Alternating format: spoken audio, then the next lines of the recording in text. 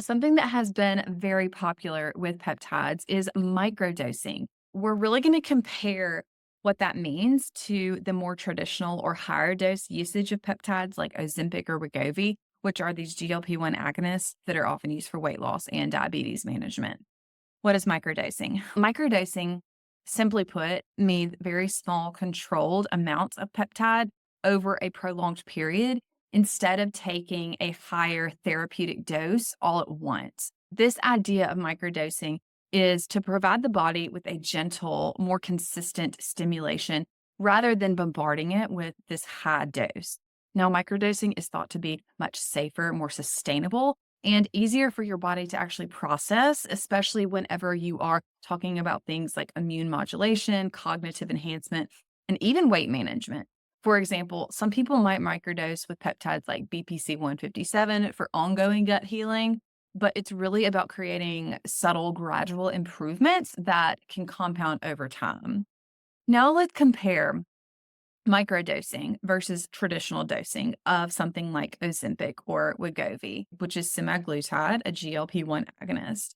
Now, these medications are typically administered at a higher therapeutic dose aimed at aggressively lowering blood sugar and promoting weight loss by mimicking the action of the GLP-1, which is a hormone that regulates insulin secretion. It slows gastric emptying and it increases those feelings of fullness. Now, these effects can be potent, okay? People are losing 20, 30, even 40 pounds or more in just a matter of months.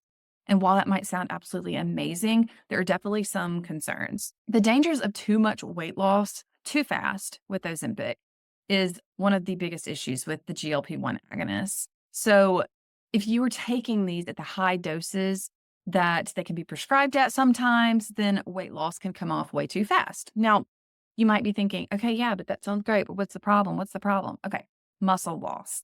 Muscle loss is the first thing. So when weight loss happens too fast, it's not just fat that you're losing. You're also losing a significant amount of lean muscle mass. This is a huge problem that is not talked about enough.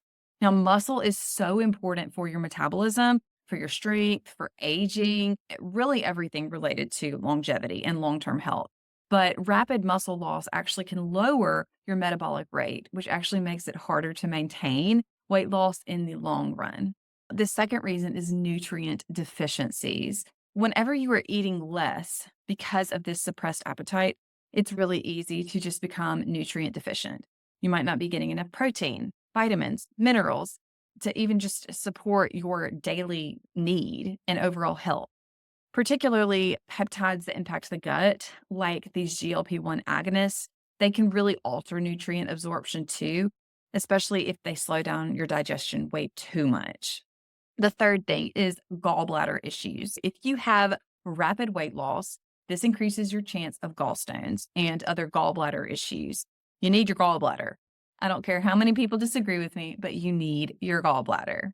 When your body is breaking down fat too quickly, it's releasing extra cholesterol into the bile, which can then form gallstones.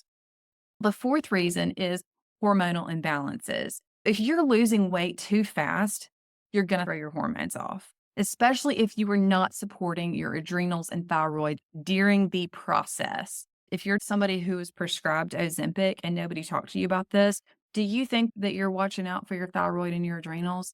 No, nobody told you that. So that's the last thing you're thinking about. So your hormones are going to be out of whack. This leads to issues like fatigue, hair loss, mood swings, or even metabolic adaptation, which is where your body slows down your metabolism to help you conserve energy. Then we just have all these other problems. The fifth big reason is dependency and rebound weight gain.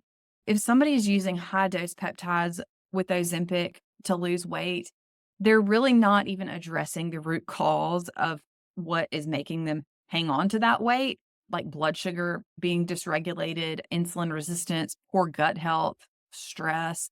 Because they're not addressing that root cause, the weight can actually come back way too quickly once they stop using it. That rebound effect really can affect you physically and emotionally, and that can be hard. For some people, microdosing is going to be much safer, in my opinion. It all is case dependent. It depends on the person. And this is all educational advice only. It's not specific healthcare advice to you.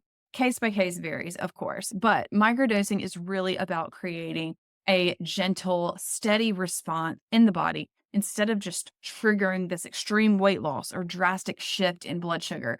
You're working with your body's natural rhythms and processes, and you just want it to be this gradual, steady go. You don't want it to be this big jolting event. So, for example, microdosing with a GLP-1 peptide might still improve satiety and blood sugar control, but it's not going to cause all this intense appetite suppression to where you're at risk for malnutrition or rapid muscle loss. And if you're using peptides for healing, like BPC 157 for gut health, microdosing actually also allows you to tap into the regenerative effects over time without overwhelming your system. That's it for peptides today, guys. I hope that has been helpful. Maybe it was a little bit overboard, but I feel like I barely touched the surface. If you found this helpful, then please let me know or share it with a friend. Okay, bye.